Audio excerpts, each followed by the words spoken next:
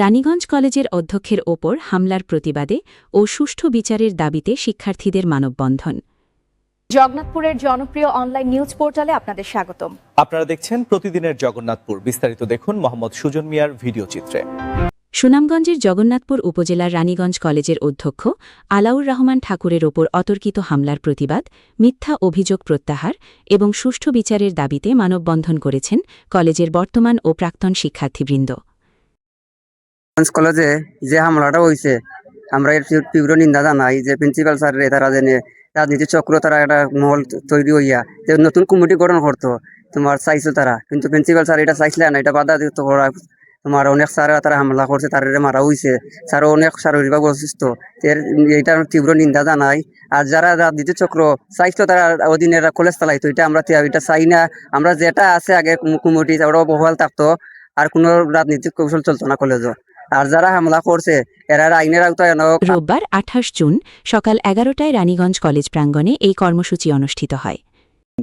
আমি কলেজে আসলাম না যেদিন ঘটনাটা হয়, আমি যতটুকু শুনছি যে কলেজের লাইব্রেরিয়ান যে নেই আমরা প্রিন্সিপাল স্যারের উপরে হাত তুলছেন। এখানে হাত তোলার উদ্দেশ্য হয়েছে গিয়ে তারা কমিটি গঠন করতে দিচ্ছেন না, তারা কথা রাজি হয়েছেন না, ও কারণে হাত তুলা হয়েছে।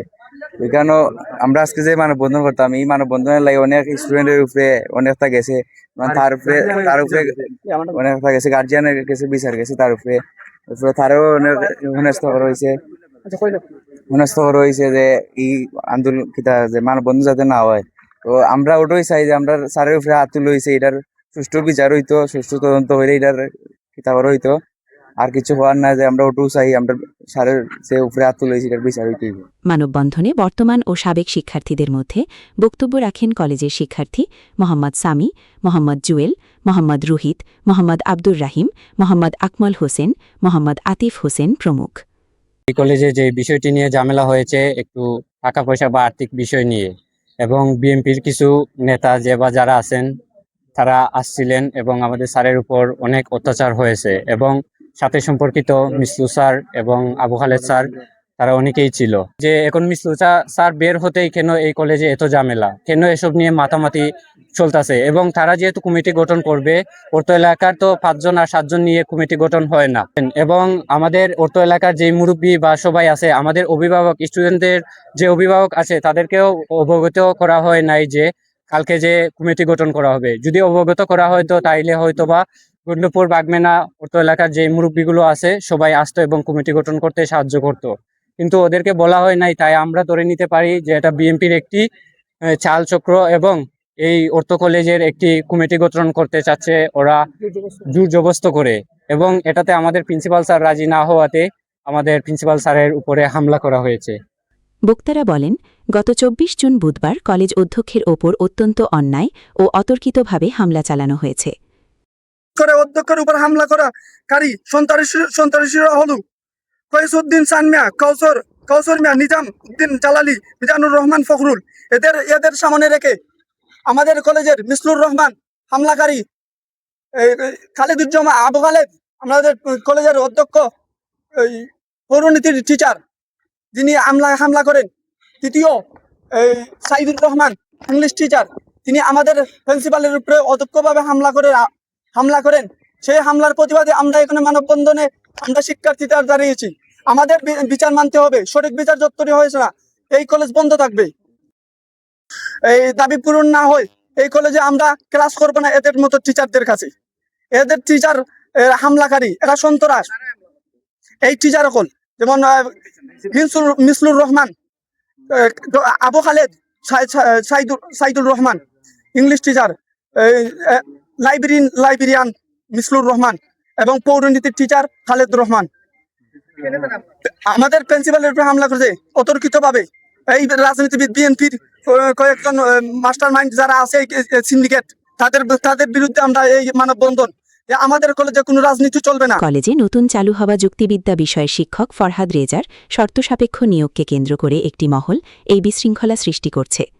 মূলত কাম্য সংখ্যক শিক্ষার্থী না থাকায় মাধ্যমিক ও উচ্চশিক্ষা অধিদপ্তর মাউসি থেকে ওই শিক্ষকের বেতন ভাতা ছাড় হচ্ছে না, যা সম্পূর্ণ একটি প্রশাসনিক প্রক্রিয়া।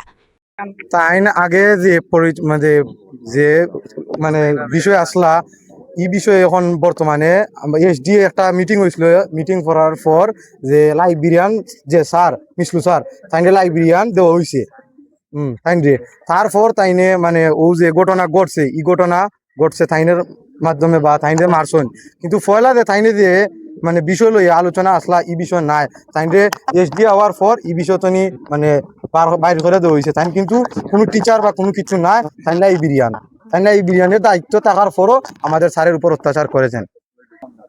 স্যারের যে মামলা করেছেন, স্যারের উপর যে হামলা হয়েছে বা স্যার তো ভিতরে ছিল, স্যারে বলতে পারবেন, আমরা তো আর ভিতরে গিয়েছি না বা দেখেছি না, জি না, আমরা তো বাইরে ছিলাম। আর এই যে ঘটনা ঘটেছে এর সুষ্ঠু বিচার আমরা চাই, আমরা স্যারের উপরে কেন এইরকম হামলা হইলো এর। আর এই যে আপনি বলছেন যে টেকা কেন বদ্ধ করা হয়েছে, টেকা বদ্ধ করা হয়েছে যে খালেদ স্যারে গিয়ে বদ্ধ করেছেন, কলেজের যে এক্সট্রা টাকা এটা খালেদ স্যার গিয়ে বদ্ধ করেছেন।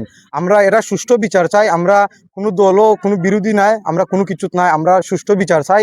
আর আমরা যে মানববন্ধন করছি এর বিষয়ে আমরা গার্জিয়ান রে ওরকম হয়েছে, আজকে যে আমরা মানববন্ধন করছি এর বিষয়ে যদি আমরা বাড়িতে কোনো বিচার দেয় আপনারা যারা সবের কাছে আমরা বিচার থাকবো যে আমরা যে মানববন্ধন করছি আমরা কলেজের সব স্টুডেন্টরা মিলে করছি, আমরা বাড়িতে খেনে বিচার দায়িত্ব, আমরা গার্জিয়ানের খেনে বিচার দায়িত্ব, আমরা তো একলা নাই, রানীগঞ্জ কলেজ সব স্টুডেন্ট আছেন সবে মিললে এটা করছেন, এটার সবে সুষ্ঠু বিচার চায়, সেওর বাড়ির যেন গার্জিয়ানের কাছে একলা বিচার দেয়। কিন্তু এই বিষয়টিকে পুঁজি করে কলেজকে পরিচালনা কমিটিহীন রাখা হয়েছে এবং শিক্ষকদের বেতন ভাতা প্রাপ্তিতে জটিলতা তৈরি করা হচ্ছে। মানববন্ধনে বক্তারা অধ্যক্ষের বিরুদ্ধে আনা সব ধরনের মিথ্যা ও ভিত্তিহীন অভিযোগ অবিলম্বে প্রত্যাহারের জোর দাবি জানান। একই সাথে শিক্ষাঙ্গনে বিশৃঙ্খলা সৃষ্টিকারী এবং অধ্যক্ষের ওপর হামলাকারীদের দ্রুত আইনের আওতায় এনে সুষ্ঠু বিচারের জন্য প্রশাসনের প্রতি আকুল আবেদন জানান।